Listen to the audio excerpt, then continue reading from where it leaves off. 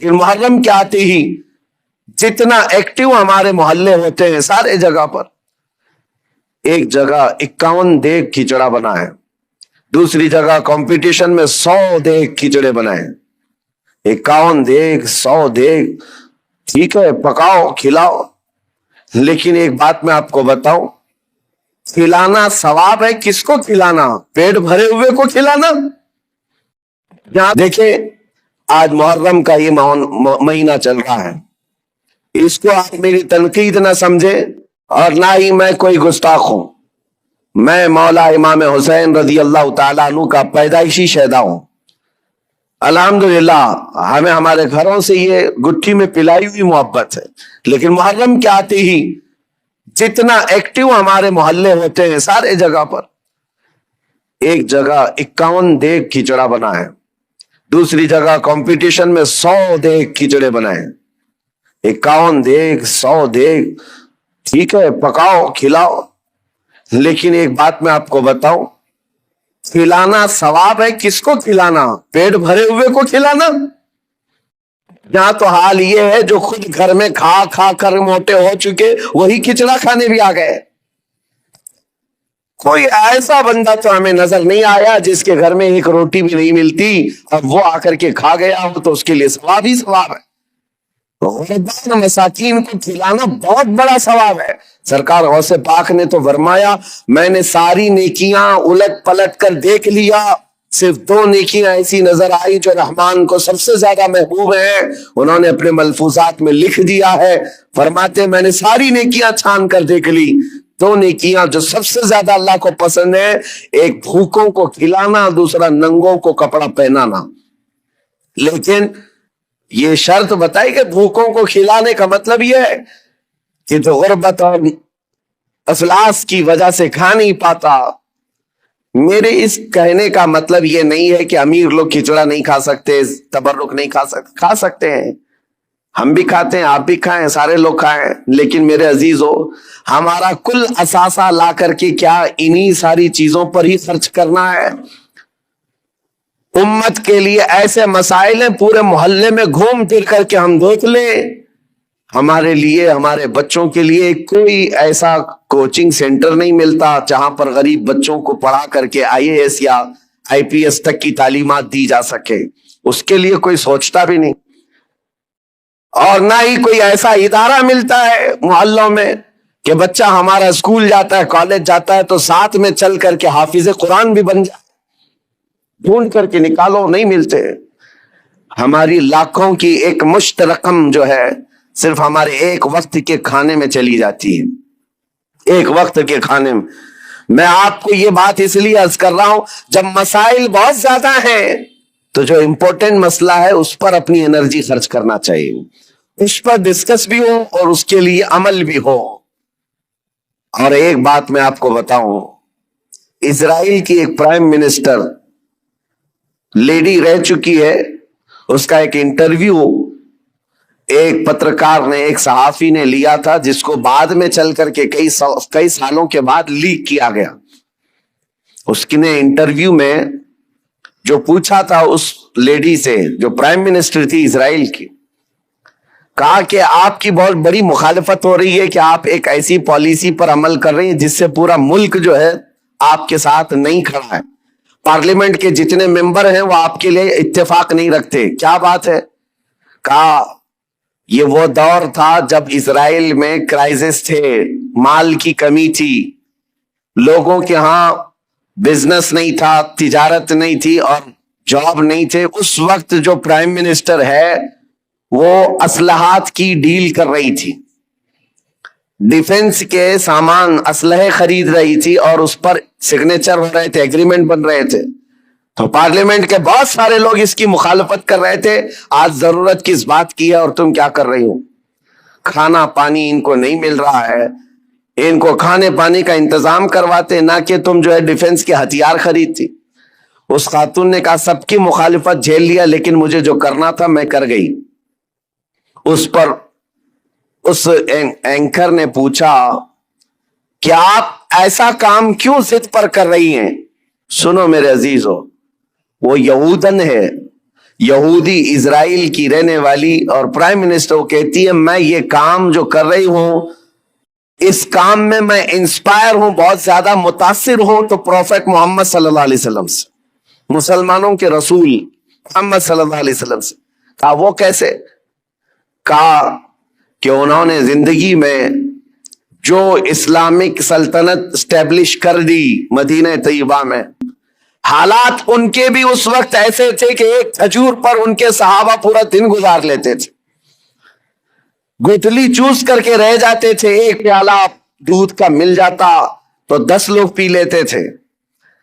اور وہ کہتی ہے میں نے ان کی تاریخ پڑھی، ہسٹری پڑھی ہے، جس دن پروفیٹ محمد صلی اللہ علیہ وسلم کا انتقال ہوا اس دن ان کی بیوی کے گھر حضرت عائشہ صدیقہ کے گھر میں چراغ جلانے کے لیے تیل بھی نہیں تھا۔ جس دن حضور پاک کا انتقال ہوا اس دن چراغ جلانے کا تیل بھی نہیں تھا۔ وہ ایسی سادی زندگی تو گزار گئے، لیکن وہ خاتون کہتی ہے چراغ جلانے کے لیے تیل تو نہیں تھا، لیکن سب سے قیمتی اور سب سے عظیم اس زمانے کے 9 تلواریں ان کی دیوار پر لٹکی ہوئی تھی۔ گویا کہ اس محمد صلی اللہ علیہ وسلم نے یہ میسج دیا تھا کہ کھانا ایک وقت کا کھا کر نگل لو گے، دوسرے وقت پھر بھوک لگے گی، دوسرے وقت کا کھا لے گے، تیسری بھوک پھر لگے گی، لیکن تمہارے لیے امت کے ڈیفنس کے لیے جو چیز چاہیے تھی وہ محمد صلی اللہ علیہ وسلم نے وقت کی ضرورت کو محسوس کر کے پہلے سے میسج دیا تھا۔ وہ اسرائیلی یہودن کہتی آج میرا یہ عمل ہو سکتا ہے 40 سال بعد آنے والی میری قوم دیکھ کر فخر کرے گی کہ ہمارے لیے کتنی محفوظ پناہ گاہ یہ بنا کر کے چلے گئے۔ میرے عزیزو، میں تعریف کے لیے نہیں کہہ رہا، بات یہ کہہ رہا ہوں، یہ ہوتی ہے قوموں کی تعمیر۔ آج ہم تو کھچڑوں میں رہے، کھچڑا ناجائز نہیں ہے، کھانا چاہیے، اچھا ہے، گھر میں بناؤ، جب من کرے کھاؤ، لیکن اس کے لیے اپنے لاکھوں روپے کی لاگت محلوں میں اس طرح سے تقسیم کر کے ختم کر دینا۔ ہاں اس کو حق بنتا ہے وہ حلوہ بھی کھائے، کھچڑا بھی کھائے، لیکن ساتھ میں امت مصطفیٰ کے مستقبل کے لیے عمارت بھی کھڑی کرے، اس کو یہ حق بنتا ہے۔ میرے عزیزو، مجھے ایک بات یاد آتی ہے، ہمارے ایک استاد، ان کی یہ سوچ تھی، وہ مثال کے طور پر میں عرض کر رہا ہوں، ہمارے ایک ساتھی نے ہماری شکایت کی کہ حضرت جو کپڑے پہننا ہے سارے طلبہ کو، اس کے علاوہ ایکسٹرا یہ کپڑے پہن لیتا ہے میرے بارے میں۔ کہا یہ صدری پہن لیا یا جاکٹ پہن لیا، کہا جو اسٹوڈنٹس طلبہ پہن رہے ہیں اس کے علاوہ ایکسٹرا یہ۔ تو انہوں نے کہا کہ بالکل میں سب کو برابر دیکھنا چاہتا ہوں، کس کو کیا پہننا چاہیے۔ اور اس کے بعد انہوں نے ایک جملہ کہا تھا ان کو شکایت کرنے والوں کو، کہا اس کی طرح 4 صفحے سبق تو بھی سنا دے اور تو بھی اسی کپڑے پہن لے۔ ہاں اگر کسی کام میں تم پورے اترے ہوئے ہو اور دوسرا تمہاری دیگر ضروریات بھی پوری کر رہے ہو تو کوئی مسئلہ نہیں۔ میرے کہنے کا مطلب یہ ہے کہ آپ غریب بد نیازیں کریں، لیکن اس وقت جب امت کی مستقبل کی ضروریات پوری ہو رہی ہو پھر کھانا بھی کھلائیں، دیگیں بھی چڑھائیں، اچھا ہے، عرس بھی کریں۔ یہاں حالات تو یہ ہے کہ ہم یتیمی کے حالت میں آ گئے ہیں آج۔ میاں کتنے تو ایسے ہمارے مسلمان کپلز ہیں اپنے چھوٹے چھوٹے بچوں کو لے جا کر کرسچن اسکول کے باہر کھڑے کرتے ہیں اور ایڈمیشن کے لیے پاپڑ بیلنے پڑتے ہیں، اور ان کو کتنی مرتبہ وہاں پر عیسائی نن ہو کہ پادری ہو تانے مارتے ہیں، ٹانٹ مارتے ہیں، کتنی مرتبہ ایسی شکایتیں آئیں۔ لیکن کیا کریں، ایک جگہ پر مجھے خود یہ بات یاد آتی ہے، ہمارے مقتدی تھے ایک حاجی صاحب، اپنے 2 بچوں کو ایک بورڈنگ اسکول میں انہوں نے ڈالا تھا، 4 اور 5ویں کے بچے، سال کا 4 لاکھ روپے پے کر رہے تھے۔ اور ایک بار وہ مجھے ساتھ میں لے کر گئے دکھانے کے لیے کہ آئے دکھاتا ہوں کتنا بہترین ہے، 45 ایکڑ میں بنا ہوا یہ بورڈنگ اسکول ہے، سب کچھ ہے۔ میں گیا تھا ان کے مینیجر سے، میں نے پوچھا کہ شیڈول کیا ہے آپ کا، بچوں کو کیسے آپ ٹریٹ کرتے ہیں۔ انہوں نے صبح 5 بجے سے لے کر رات کے 9 بجے تک کا پورا گھنٹے کا شیڈول بتایا، اس میں پوجا بھی ہے، یوگا بھی ہے، جاگنگ بھی ہے، سب ہے۔ میں نے پوچھا سارے بچے کرتے ہیں؟ کہا سب کرتے ہیں، چاہے ہندو ہو مسلم ہو، سب کو کرنا ہے یہ۔ اور جن کے بچوں کے لیے ہم گئے ہوئے تھے وہ سال بھر سے پڑھ رہے تھے، میں نے ان حاجی صاحب سے کہا وہ بڑے پرہیزگار ہیں، ایک نماز بھی قضا نہیں کرتے۔ ہم نے کہا ان کو آپ اپنے بچوں کو اتنی مہنگی پوجا کروا رہے ہیں، اتنی دور لے جا کر کے۔ تو خیر ان کو یہ بات لگی، لیکن انہوں نے جواب میں کہا ٹھیک ہے حضرت میں وہاں سے نکال لوں گا، ہمارا ہے کہاں جہاں میں اپنے بچوں کو ڈال دوں؟ یہ بھی تو سوال ہے،